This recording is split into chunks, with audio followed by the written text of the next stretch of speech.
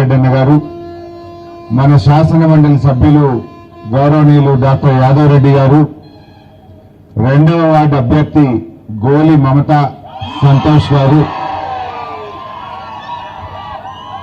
6వ వార్డు అభ్యర్థి బొగ్గు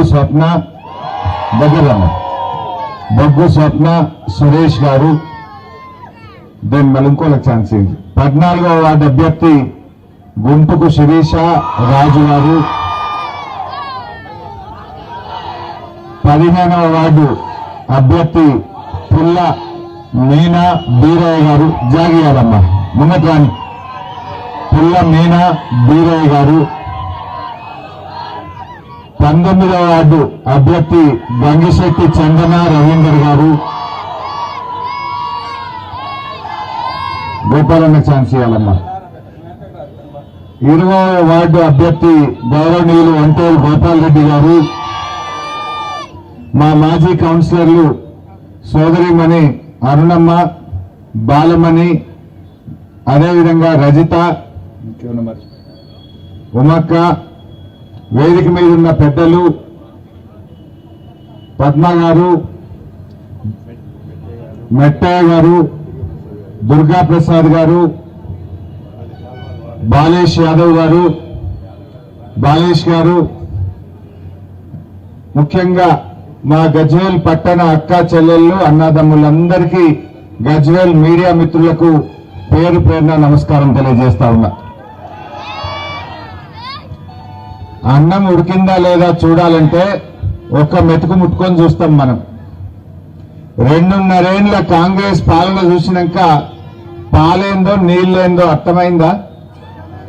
కేసీఆర్ ఉంటే ఎట్లుండే మన గజ్వేలు, కాంగ్రెస్ వాళ్ళు వచ్చినాక ఎట్లా తయారు చేసిండ్రో మనకు మనసున పట్టిందా లేదా? అది దేంట్లోనన్నా చూడు. ఈ రోడ్డు మీద పండ్లు అమ్ముకుంటోళ్ళని అడుగు, గిట మటన్ అమ్మేటోళ్ళని అడుగు, గా కిరాణం దుకాణం వాళ్ళని అడుగు, గా సిమెంట్ అమ్ముకునేటోళ్ళనో స్టీల్ దుకాణం వాళ్ళని అడుగు, బట్టల దుకాణం వాళ్ళని అడుగు, గా కూరగాయలు అమ్ముకుంటోళ్ళని అడుగు. ఇప్పుడు రాంగ భాగ్యలక్ష్మి హోటల్ కాడ పూరి తిన్నాం. భాగ్యలక్ష్మి అంటుంది కేసీఆర్ ఉండగా రోజు 5,000 అమ్ముతుండే సార్, ఏందో ఏమో కాంగ్రెస్ వచ్చినాక 3,000 కూడా అమ్మతలేదు సార్ అన్నది. గిరాకీ కమ్మైపోయింది అన్నది. ఇది అందరి మాటనా కాదా? అందరి మాటనా కాదా? నేను ఇంకో మాట అంటున్నా, 2.5 ఏళ్ళ మన గవర్నమెంట్ పోయి కాంగ్రెస్ గవర్నమెంట్ వచ్చి 2.5 ఏళ్లలో ఒక్క యాన్నన్న జానెడు సీసీ రోడ్డు పోసిందా? ఒక మూరేడు మోరీ కట్టిందా? ₹1 పని గజ్వేల్ చేసిండ్రా? రోజు మనని కళ్ళల్లో పెట్టుకున్నారు. అన్ని గజ్వేల్కేనా? అగో గజ్వేలే అవుతుందా అనుకుంటా తిట్టిండ్రు కేసీఆర్ ను. తిట్టలేదా? వాళ్ళేమో కేసీఆర్ మనకు పనిచేసిందని వాళ్ళు తిట్టింది. మరి మనము మన కేసీఆర్ ను కడుపులో పెట్టుకొని కాపాడుకోవాలా వద్దా? కేసీఆర్ ఇవాళ ఈడ మనం నిలబెట్టం. ఒకప్పుడు ఈ గల్లి ఎట్లుంటుండే, గింత అంటుండే. ఈ బటర్ఫ్లై లైట్లు, 4 లైన్ రోడ్డు, ఇటు చూస్తే వెజ్ నాన్ వెజ్ మార్కెట్, అటు చూస్తే అద్భుతమైన బస్టాండ్ కట్టిస్తుండు కేసీఆర్. ఎటు చూసినా గజ్వేల్ రూపురేఖలు మార్చిండు. ఒకప్పుడు గజ్వేల్ అంటే గద్వాల్, అందరూ పోస్టులో ఉత్తరం వేస్తే గజ్వేల్ ఉత్తరం గద్వాల్ పోతుండేనట. ఇప్పుడేమైంది? కేసీఆర్ వచ్చినాక గద్వాల్ అంటే గజ్వేల్ అన్నట్టు అయింది. అయిందా లేదా? మన పేరు పెంచిందా లేదా కేసీఆర్? పెంచిందా లేదా కేసీఆర్?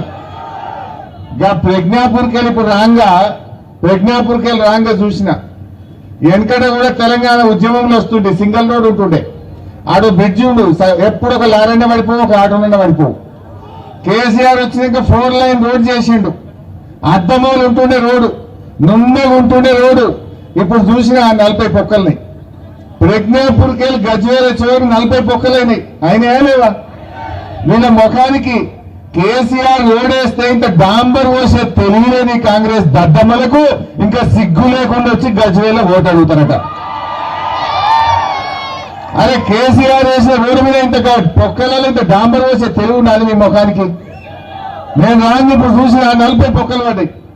ప్రజ్ఞాపూర్కి వెళ్ళి ఇక్కడి వరకు 40 పొక్కలు పడ్డాయి. కేసీఆర్ ఉండగా ఎట్లుంటుండే? నూనె డబ్బా జారిపోయి రోడ్డు మీద పడితే మళ్ళీ ఎత్తుకునేటంత నున్నగుంటుండే రోడ్డు. అరే 2.5 ఏళ్లలో కొత్త రోడ్డు లేకపోతే ఉన్న రోడ్డు మీద ఇంత పొక్కబట్టే డాంబర్ వేసే తెలివి లేదు ఈ కాంగ్రెస్ వాళ్ళకు. ఇంకా ఓటు కావాలన్నట.